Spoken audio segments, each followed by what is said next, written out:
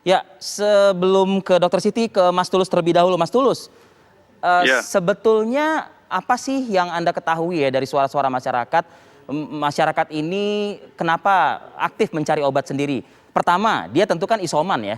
Nah, apa alasan mereka melakukan isoman? Apakah memang fasilitas kesehatannya yang terbatas atau mereka yang mungkin tidak segera mendapatkan penanganan karena memang kondisi di fasilitas kesehatan pun juga sedang membludak atau seperti apa, Mas Tulus? ya, pertama kalau soal isoman, memang kan kalau dia gejala ringan bahkan OTG kan memang tidak dirawat di satu rumah sakit, tetapi dia bisa isoman di tempat tertentu bahkan di rumah sendiri. Hmm. Cuma saya menerima banyak keluhan saat ini, walaupun tadi Bu Nadia mengatakan ada telemedicine dan segala macam, Hmm. prakteknya itu kemarin beberapa konsumen melaporkan tidak bisa mengakses. Ya, artinya apa yang dijanjikan pemerintah ketika kita coba melakukan akses terhadap fitur-fitur yang ada ternyata tidak bisa optimal untuk dilakukan komunikasi secara telemedicine itu. Dan kedua, ternyata pasien juga harus datang ke puskes untuk kemudian diperiksa, diobati, dan mengambil obat. Ini yang terjadi di keluarga saya, di mana dia harus isoman, tapi juga ternyata harus ke puskes dan mengambil obat ke puskes. Ini saya kira menjadi tidak efektif. Dan tadi saya ingin mengomentari Bu Prof.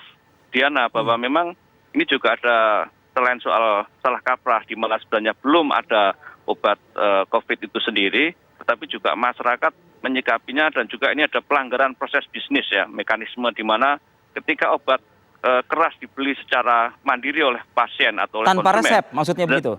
tanpa resep, ini kan Oke, pelanggaran. Nah, oke. persoalannya kenapa apotik memberikan kepada orang yang membeli obat keras tanpa adanya resep? Hmm. Nah, ini kan ada persoalan di satu sisi pasiennya juga melanggar, mungkin tidak tahu, tapi petugas apotiknya juga melakukan pelanggaran karena memberikan obat kepada orang yang tidak membawa resep.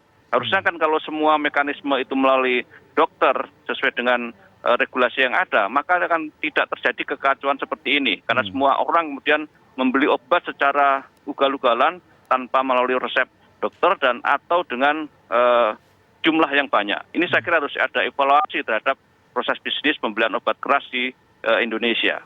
Ada juga nggak Mas Tulus informasi yang Anda serap juga dari masyarakat bahwa jangan-jangan masyarakat salah mengimplementasikan arahan yang disampaikan oleh Kementerian Kesehatan, karena kan kita kan beberapa waktu lalu mendapat gitu ya sebaran melalui media sosial dan lain sebagainya atau situs di Kemenkes juga yang menunjukkan nama-nama obat bila mana Anda mengalami Iya, gejala ringan, itu gejala kan sedang, gejala berat seperti itu.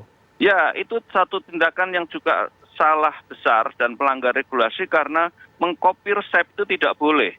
Ya, jadi beredar di WhatsApp bahwa pasien COVID obatnya ini, kemudian disebarluaskan. Ini nanti dicontoh aja. Padahal kan masing-masing pasien karakternya berbeda, Oke, penyakitnya berbeda-beda. Kalau nanti dikasih obat itu nggak cocok, matilah itu. oke. Nah, ini nggak bisa menyebarkan itu. Saya juga sering mengcounter di grup-grup bahwa ini adalah tindakan mengkopi resep, ini tindakan terlarang dan bisa membunuh pasien yang ada karena obat ini adalah racun dan masing-masing pasien punya karakter penyakit tertentu yang tidak bisa disamakan dengan pasien yang lain dan itu hanya dokter yang bisa meresepkan obat seperti itu. Oke, Dokter Siti langsung ditanggapi Dokter Siti. Ya, baik. Jadi memang permasalahan kondisi seperti ini kan seperti tadi kita ketahui sama seperti waktu kita di awal-awal seperti mencari APD kurang, masker yang sulit, hand sanitizer yang kemudian harganya juga melambung, juga desinfektan. Nah, ini sekarang terjadi pada obat-obatan yang awalnya karena public rush ya. Yang tadi saya sangat setuju dengan Pak Tulus bahwa ada informasi-informasi yang beredar melalui media sosial ataupun WA group yang dibagikan yang kemudian memang perilaku kemudian dari masyarakat karena akan memproteksi diri dan keluarganya Secara cenderung mandiri gitu untuk ya. betul untuk kemudian rush untuk membeli obat-obatan tertentu. Kalau tadi saya melihat bahwa proses penjualan obat itu bisa dibeli dalam 100 tablet ya. Jadi menurut saya itu sudah sangat berlebihan kalau kemudian setiap orang menstok dalam jumlah yang sangat besar, otomatis pasti kita akan kekurangan Betul.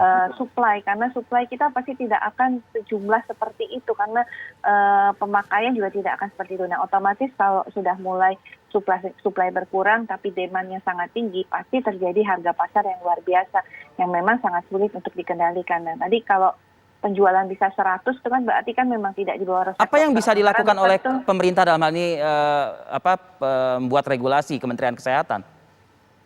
Ya, saya setuju tadi usul dari Pak Tulus adalah melakukan operasi pasar. Nah, harapan kami tentunya ini kita sudah bersepakat ya dengan aparat hukum untuk melakukan penegakan aturan-aturan ini. Dan saya rasa ini juga yang harus bisa kita lakukan untuk mengurangi adanya peningkatan harga yang tidak bisa terkendali ini. Dan juga tadi penegakan regulasi untuk penjualan berdasarkan obat-obat keras yang harusnya dilakukan melalui resep. Nah itu dia, artinya kan pada saat Menteri Budi Gunadi Sadikin, Menteri Kesehatan merilis daftar harga, seharusnya mungkin ada departemen tertentu ya yang mungkin langsung mengecek dalam bentuk operasi pasar tersebut, Dr. Siti. Kalau untuk Kementerian Kesehatan kami sudah sepakati bahwa operasi pasar ini dilakukan bersama dengan aparat hukum ya tentunya, karena kewenangan itu tidak di kami untuk melakukan operasi pasar. Oke, baik. Prof Diana mungkin ada tambahan dari Anda, Prof? Iya, jadi tadi komentar dari Pak Tulus benar sekali ya. Jadi memang apotek-apotek juga harus menegakkan ya peraturan yang ada. Nah, kita tahu memang sudah ada himbauan-himbauan dari Ikatan Apoteker Indonesia ya. Di Ikatan Apoteker Indonesia itu kan ada ada PD, ada PC. Nah, itu sudah melakukan sebenarnya ini pengawasan ya terhadap apotek-apotek yang memberikan obat keras ya dalam ini apa yang tidak menggunakan resep dokter. Ya, tetapi mungkin masih ada ya oknum-oknum lah apotek-apotek tertentu yang memang menjual tanpa resep dokter. Nah, meski itu atas dasar nanti kemanusiaan, Prof. Artinya kan dalam kondisi yang sedang mengganas seperti ini, mungkin apotek ingin merilis itu dengan segera agar pasien tertolong. Iya, tetapi itu memang harusnya ya ada peraturan kedaruratan kalau seperti itu. Oh. Nah, ini kan belum ada regulasi untuk kedaruratan, kemudian apotek bisa memberikan ya secara bebas obat-obat keras. Ya, kecuali memang pemerintah ya yang berwenang di dalam hal ini misalnya ya untuk kedaruratan, tapi kan belum ada peraturan itu. Nah, saya setuju dengan Pak Tulus, ini menjadi catatan juga bagi Ikatan Apoteker Indonesia semakin ketat ya, tetapi memang ya itu tadi Pak Tulus ya kadang-kadang masyarakat juga merasa mungkin bingung juga ya kemana lagi mendapatkan obat, tetapi peraturan tetap peraturan, harusnya itu tetap ditegakkan. Baik. Itu Pak. Baik, Prof Diana, terima kasih atas waktunya. Dr. Siti Nadia, terima kasih juga atas waktu Anda pagi ini. Mas Tulus Abadi juga terima kasih. Sehat selalu untuk Anda semua. Sama-sama. Tetap Salam jaga sehat. kesehatan selalu dimanapun Anda berada. Salam sehat.